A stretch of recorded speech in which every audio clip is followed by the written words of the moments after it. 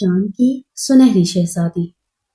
بہت پرانی بات ہے، آسمان کے اس پار جہاں بادل گھر بناتے ہیں، وہاں چاندی کے محل میں چاند کی سنہری شہزادی سوہا رہتی تھی۔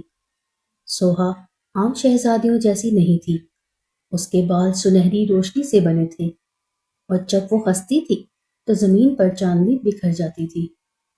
لیکن سوہا ہمیشہ ایک بات سے اداس رہتی تھی، وہ ہمیشہ اوپر سے زمین کی رنگینیوں کو دیکھتی تھی، ہرے بھرے جنگل، نیلا سمندر اور لوگوں کی چہل پہل، لیکن کبھی وہ وہاں جا نہیں سکتی تھی۔ چاند کا قانون تھا کہ کوئی بھی روشنی کی مخلوق زمین کی مٹی کو نہیں چھو سکتی، ورنہ اس کی چمک ختم ہو جائے گی۔ ایک رات جب پورا چاند آسمان پر چمک رہا تھا، سوہا نے دیکھا کہ زمین پر ایک چھوٹا سا لڑکا جس کا نام آریان تھا، اپنے گھر کی چھت پر بیٹھا رو رہا تھا۔ آریان کے پاس پرانا ستارہ تھا جو ٹوٹ کر گر گیا تھا اور اب بجھ چکا تھا۔ آریان چاہتا تھا کہ وہ ستارہ واپس آسمان پر چلا جائے، کیونکہ اس کے بغیر آسمان ادھورا لگ رہا تھا۔ سوہا کا دل پگھل گیا، اس نے فیصلہ کیا کہ وہ اس خاموش ستارے کو دوبارہ روشن کرے گی، چاہے اس کے لیے اس کی اپنی سنہری چمک ہی کیوں نہ دینی پڑے۔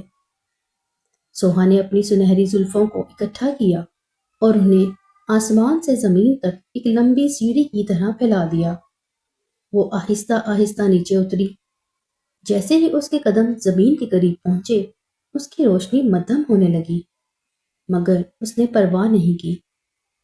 جب وہ آریان کے سامنے کھڑی ہوئی تو پوری چھت سنہری روشنی سے بھر گئی۔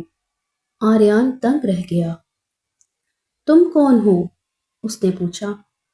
میں چاند کی بیٹی ہوں، سوہا نے مسکراتے ہوئے کہا۔ میں تمہارے ستارے کو لینے آئی ہوں۔ سوہا نے اس بجھے ہوئے ستارے کو اپنے ہاتھوں میں لیا۔ اس نے اپنی سنہری طاقت کا ایک حصہ اس پتھر نما ستارے میں پھونک دیا۔ دیکھتے ہی دیکھتے وہ ستارہ نیلی اور سنہری روشنی سے جگمگا اٹھا، اتنا چمکنے لگا کہ آریان کی آنکھیں چندھیا گئیں۔ لیکن اس کے بدلے میں سوہا کے سنہری بال اب سفید چاندی جیسے ہو گئے تھے اور اس کی سنہری چمک تھوڑی کم ہو گئی تھی۔ اب یہ آسمان کا حصہ ہے، سوہا نے ستارے کو ہوا میں اچھالا اور وہ تیزی سے اڑتا ہوا واپس آسمان پر اپنی جگہ جا لگا۔ سوہا نے آریان کو ایک چھوٹا سا سنہری پتھر تحفے میں دیا اور کہا، جب بھی تم اداس ہو اسے دیکھنا، میں ہمیشہ چاند سے تمہیں دیکھ رہی ہوں گی۔ جب سوہا واپس چاند پر پہنچی تو اس کے باپ چاند کے بادشاہ نے دیکھا کہ اس کی بیٹی نے اپنی سنہری رنگت کھو دی ہے، مگر وہ غصہ نہیں ہوئے۔ انہوں نے دیکھا کہ سوہا کے چہرے پر جو سکون تھا وہ پہلے کبھی نہیں تھا۔ اس کہانی سے ہمیں سبق ملتا ہے، سچی خوشی دوسروں کی مدد کرنے اور قربانی دینے میں ہے، نہ کہ صرف اپنی چمک برقرار رکھنے میں۔ آج بھی کہتے ہیں کہ جب چاند بہت زیادہ سفید اور ٹھنڈا نظر آتا ہے تو سمجھ لو شہزادی سوہا کسی کی مدد کر کے واپس لوٹی ہے۔